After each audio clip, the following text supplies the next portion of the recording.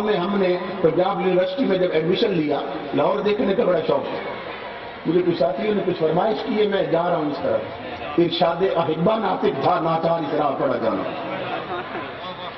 سمجھ رہے ہیں؟ آپ جائیں اپنی آنکھوں سے دیکھیں. اگر آج بھی آنکھیں کھلی ہوں، جگہ جگہ پہ آنکھیں کھولنے والے منظر نظر آئیں. لاہور عجیب شہر ہے، وہاں ہر طرح کے بندے لیتے ہیں، ہر طرح. فقیر بھی لیتے ہیں، وزیر بھی لیتے ہیں. وہاں جہانگیر بھی ہے، داتا فقیر بھی ہے. وہاں قطب الدین ایبک بادشاہ بھی لیتا ہے، اور وہاں حضرت میاں میر بھی لیتے ہیں. وہاں ملکہ نور جہان لیتی ہے، اور بی بی پاک دامن بھی لیتی ہے. فقیر بھی ہیں اور وزیر بھی لیتے ہیں. ایک بزرگ کہتے ہیں صاحب کشف، وہ کہتے ہیں میں نے دونوں قبروں پہ جا کے دیکھا، اللہ کی عزت کی قسم، دنیا میں جو وزیر تھے قبروں میں فقیر نظر آئے، اور دنیا میں جو فقیر تھے قبروں میں بادشاہ نظر آئے. ان کے پاس وہ سکہ تھا جو قبر میں چلتا ہے.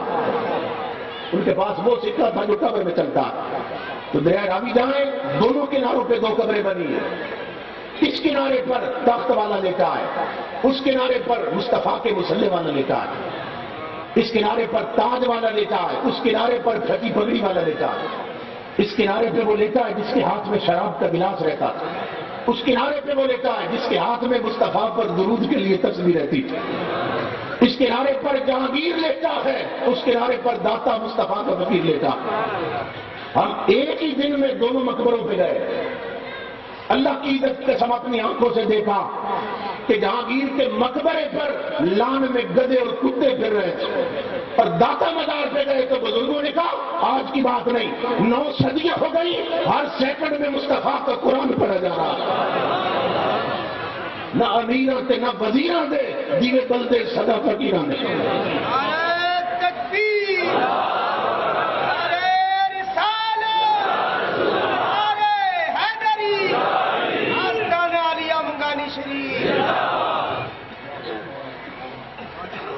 اللہ رب العزت کے دروازے پہ جھکنے والے، من تواضع للہ فقد رفعہ اللہ، فرمایا ہمارا قانون ہے جو جتنا جھک جائے اس کو اتنا بلند کر دیتے ہیں.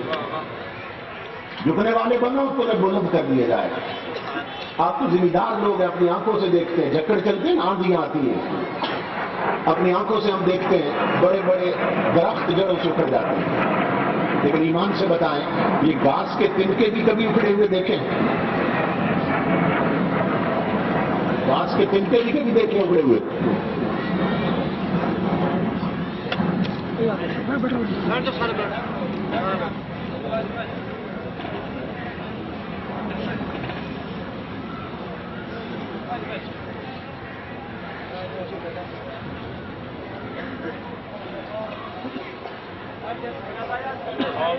جھکڑ اور آندھیاں چلتی ہیں، بڑے بڑے درخت دیکھتے ہیں ہم جڑوں سے اکھڑ جاتے ہیں. لیکن یہ گھاس کے چھوٹے چھوٹے تنکے یہ بھی کبھی اکھڑے ہوئے دیکھیں؟ ان پر بھی تو آندھیاں چلتی ہیں، جھکڑ آتے ہیں، یہ کیوں نہیں اکھڑتے؟ درخت کیوں اکھڑ گئے؟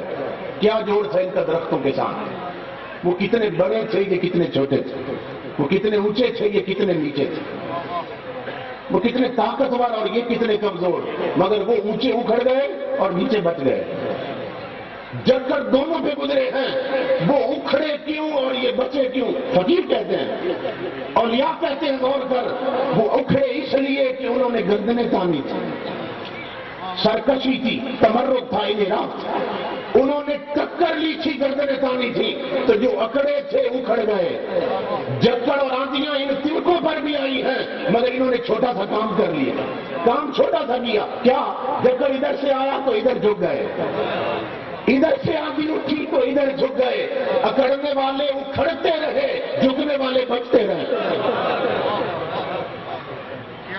اگر امام الانبیاء کی امت آج بھی جھکنا سیکھ جائے، مسجدوں کی چٹائیاں نمازیوں کا انتظار کرتی رہتی ہیں، الماریوں میں رکھے ہوئے قرآن پڑھنے والوں کے منتظر ہیں. بیٹیوں کے ہاتھ سے اخبار جہاں چھین لو، سیرت فاطمہ کی کتابیں دو، گھر کے ماحول کو اسلامی بناؤ. آج بھی اگر قوم اللہ رسول کے آگے جھک جائے، رب کی عزت کی قسم، ایک امریکہ تو کیا لاکھ بھی اکٹھے ہو جائیں، مصطفیٰ کے غلاموں کو کوئی لرزا نہیں سکتا. اللہ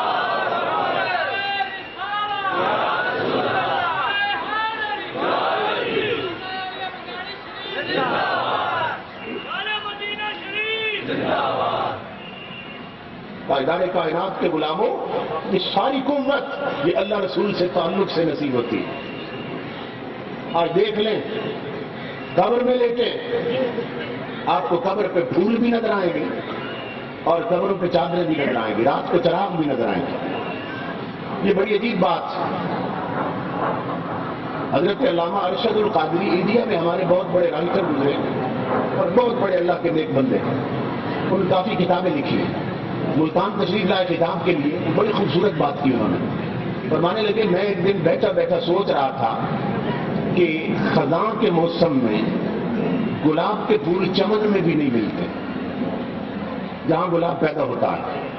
کہا میں سوچ رہا تھا کہ خزاں کے موسم میں گلاب کے پھول چمن میں بھی نہیں ملتے، تو پھر کیا بات ہے کہ اس موسم میں بھی داتا کی قبر پھولوں سے لگی رہتی ہے۔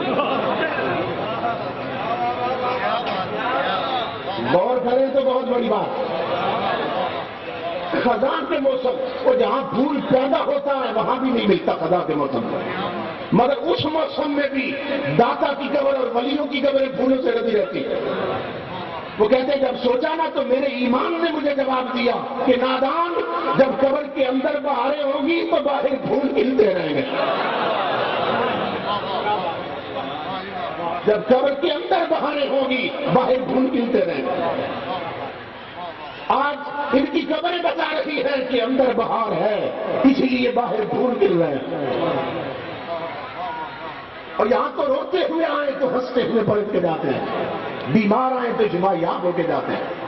حضرت مجدد الثانی فرمایا کرتے تھے اللہ کی عزت کی قسم، میں جب مر جاؤں جس نے میری قبر کی مٹھی ایک مٹی لے کر اپنی قبر میں ڈال دی اس کی بھی بخشش ہو جائے گی۔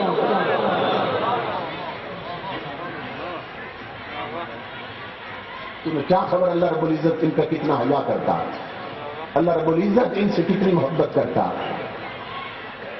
یہ سلطان سنجر جو تھا نا، جس کے بارے میں علامہ اقبال نے کہا کہ شوکت سنجر و سلیم تیرے جلال کی نمود، یہ بہت باروب آدمی تھا، پرسنالٹی اتنی تھی کہ امام غزالی فرماتے ہیں کہ جب میں اس کے دربار میں گیا اس کا روب اور دبدبہ اتنا تھا کہ میرے جسم پہ کب کبھی تاری ہو گئی۔ یہ بڑی عجیب بات، امام غزالی جیسا بندہ۔ آپ فرماتے ہیں میرے ساتھ ایک قاری صاحب تھے، میں نے انہیں کہا تلاوت قرآن شروع کرو، تو جب اس نے تلاوت کی تو قرآن کا روب اس کے روب پہ غالب آ گیا، قرآن کا جلال اس کے جلال پہ غالب آ گیا۔ تب میں نے اپنے آپ کو سنبھالا۔ تو یہ سلطان سنجر جب مر گیا ایک بزرگ کو خواب میں ملا، انہوں نے کہا قبر میں تیرے ساتھ کیا بیتی؟ یہ کہنے لگا کہ میں دمشق کے بازار میں جا رہا تھا تو میں نے دیکھا کہ لوگ دکانوں سے نکل کر ایک بزرگ کے ہاتھ چوم رہے ہیں، ہوٹل چھوڑ کر بازار چھوڑ کر اس کی طرف متوجہ اور ہاتھ چوم رہے ہیں۔ میں نے ایک بندے سے پوچھا یہ بزرگ کون ہے؟ انہوں نے کہا یہ اللہ کے ولی حضرت خواجہ شریف زندانی ہے رحمت اللہ تعالیٰ نے، اللہ کے ولی ہیں یہ، اس لیے لوگ ان کے ہاتھ چوم رہے ہیں۔ وہ کہتا ہے میں آگے بڑھا، میں نے کہا یہ اللہ کا ولی، یہ میرے رب کا یار۔ کہتا ہے لوگ ہاتھ چوم رہے تھے، میں نے گر کر پاؤں چوم لی۔ سلطان سنجر کہتے گر کر میں نے پاؤں چوم لی۔ کہتا ہے جب میں قبر میں آیا نا زندگی بھر کے گناہ آ گئے تھے عذاب بن کے، مگر اللہ رب العزت کی آواز آئی عذاب تھوڑی دیر رک جا، میں اس سے بات کرنا چاہتا ہوں۔ اللہ کی آواز آئی سلطان سنجر یاد کر دمشق کے بازار میں تو نے خواجہ شریف کے پاؤں کیوں چومے تھے؟ دنیا ہاتھ چوم رہی تھی، تو بادشاہ تھا، پاؤں کیوں چومے تھے؟ مولا تیری نسبت کا حیا کر کے، میں نے عرض کی کہ تیرا ولی ہے، تیرا حیا کر کے چومے تھے۔ فرمایا تو نے میرا حیا کر کے پاؤں چومے تھے نا، تو جس کے چومے تھے میں اسی کا حیا کر کے تجھے جنت دے رہا ہوں۔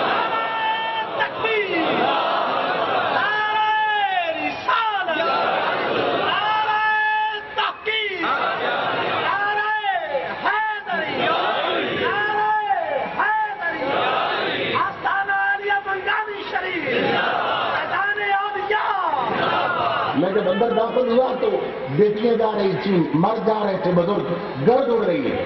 میں تھوڑی دیر اس میں دیکھتا رہا ہوں، صرف اس لیے تھے ایک بات میرے پیش نظر، بخارا اور سمرقند کا حکمران گلی میں آ رہا تھا، بخارا میں آ رہا تھا گلی میں، اس کے نوکر آگے آگے ساتھ، انہوں نے دیکھا کہ حضرت جلال الدین بخاری کے مرید ان کے کمرے کی دری گلی میں جھاڑ رہے تھے.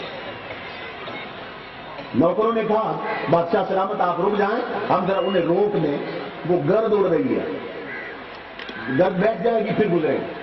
اس نے کہا یہ بندے ہیں کون؟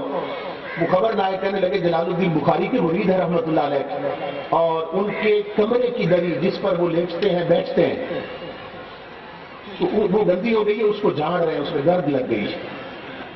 تو ہم انہیں روکنے گئے. اس نے کہا انہیں نہ روکو, انہیں کہو زور سے جھاڑے, کہا زور سے جھاڑے, اور تم پیچھے ہٹ جاؤ, مجھے تھوڑی دیر اس دھول میں کھڑا رہنے دو کہ اس دری پر اللہ کے ولی کے پاؤں لگتے رہے. کتنی بار سر جھکا ہوگا, کوئی آنسو بھی گرا ہوگا, مجھے رکنے دو, اس سے بہتر میں زندگی میں غسل نہیں کر سکوں. آج پورے جسم کا تیمم کرنے دو, تھوڑی دیر. سمرقند کا حکم, اللہ نے کہا